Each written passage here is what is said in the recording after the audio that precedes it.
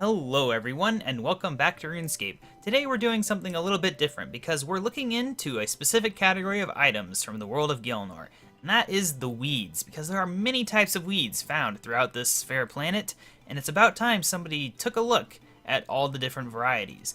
Now to start things off, we're here at my lovely kingdom of Miscellanea, where we constantly grow a crop of weeds, and Gardener Gunhild here, she's always gathering weeds. It's how our kingdom has so much money. We just sell them. Now, as you can see, I can help out. She gets happy from me helping out, and I even get to keep the weeds. And she's so good at it, she can keep raking forever. But me, I have to stop when it gets this low and wait for it to regrow, because farming 99 just isn't enough.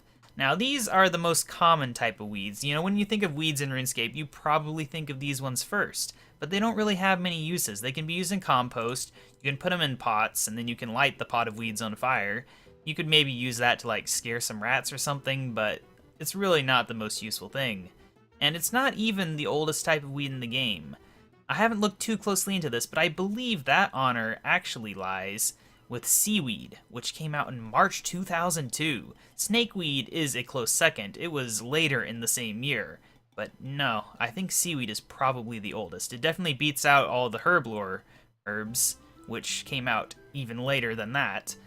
Now, snakeweed is an interesting one because it really doesn't have many uses. It's used in a couple quests, and you can use it to make a bravery potion, but it turns out your character is usually pretty brave anyway, so the bravery potion doesn't really have a use. So snakeweed is kind of useless. You can clean it if you want. Can't grow it, you have to go find it in Karamja. And that's about all there is to snakeweed. Now, the herblore ones, they're obviously a bit more useful. You can make them into potions, you can make them into incense sticks, you can grow them using the seeds that you find from farming. They have a lot of uses. And everyone pretty much knows that they're valuable. I mean, let's look here. Dwarfweed, yeah, 3.7k. I mean, it's not the most valuable drop in the world, but it's worth picking up. And going beyond the herblore ones, though, we do have goutweed. Now, goutweed is a bit of a special one because it looks like it's used in herblore, but it's actually mostly used by trolls for cooking. And it comes in a few varieties. You know, you have goutweed, you have the goutweedy lump, and then you have the gout tuber, which is the proper form for growing it. But they are very hard to get. You have to go over to Karamja again and do a whole bunch of work chopping down vines and stuff to find them. It's not the most fun work, but if you need a gout tuber, it's probably what you're going to have to do unless you want to pay a premium on the Grand Exchange. Now, we've mentioned it already, but seaweed. Seaweed is a very useful item. It has a lot of uses. It can be used in the making of glass. It can be eaten if you have the Edible Seaweed variety, or if you make a seaweed sandwich, which is seaweed plus a monkey skin, which you can't make it outside of a quest, but, you know, knowing it exists is enough, I suppose. It gives it a use in your mind. And you can also make ground seaweed, which, you know, it's not that useful, but you can put that ground seaweed in a box. And I think it goes without saying that seaweed in a box is a great item. I don't know why you wouldn't want it, really. I know I want it. But the one other use for seaweed, this is not a weed itself, but there are seaweed nets, which can just hold seaweed. I just thought I'd mention it because, honestly, I didn't know they existed. I had kind of completely forgotten that seaweed nets existed. But they do, and you could make them. They require, like, crafting in the 60s or something, I think. It's not that hard to make. They do break, though, so they're probably not worth it. Now, going beyond the seaweed, we do have primweed. Primweed is found near Uglog. It is really not the most useful weed in the game.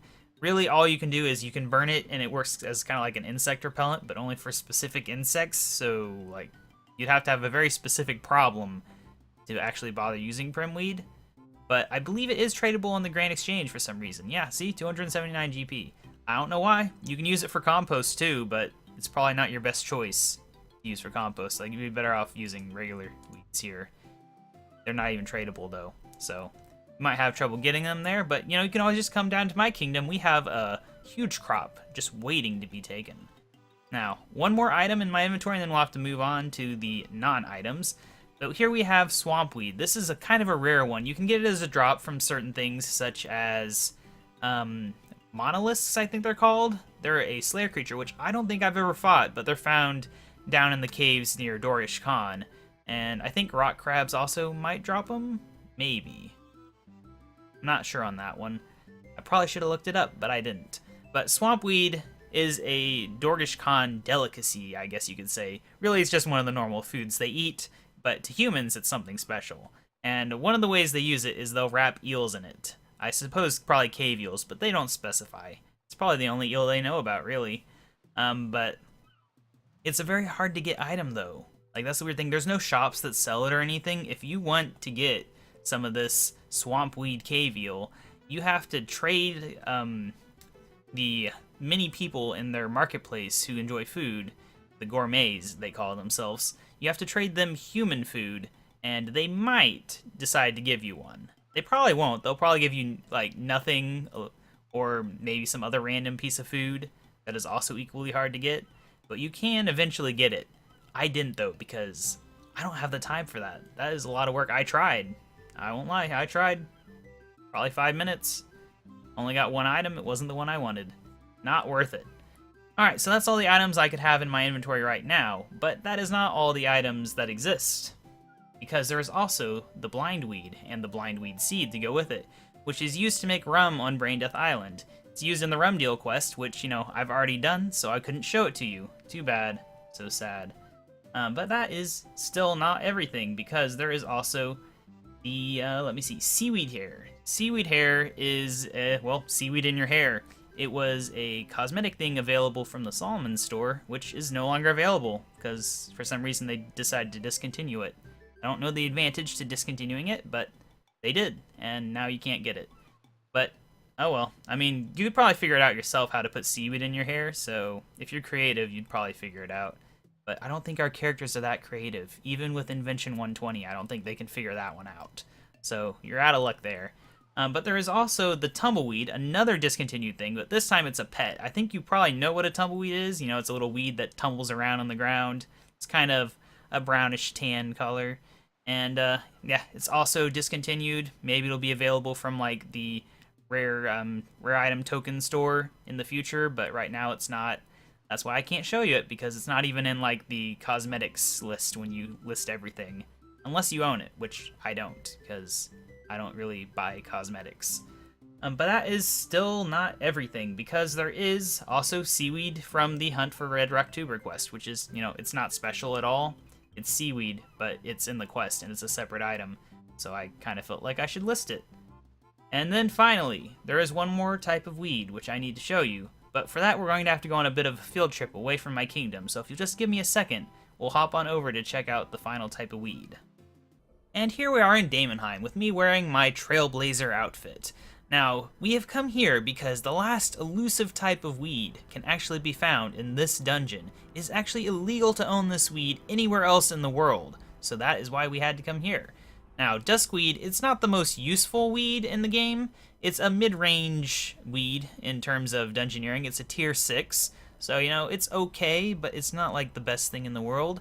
And as far as uses go, you can actually take it over to a spinning wheel, like so, and go ahead and make duskweed cloth.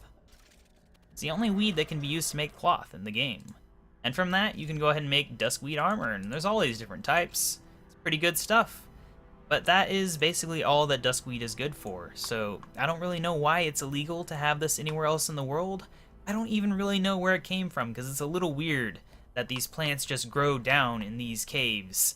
And, like, does someone come by and water them? Do they get enough sunlight from these torches that mysteriously stay lit forever, even on abandoned floors?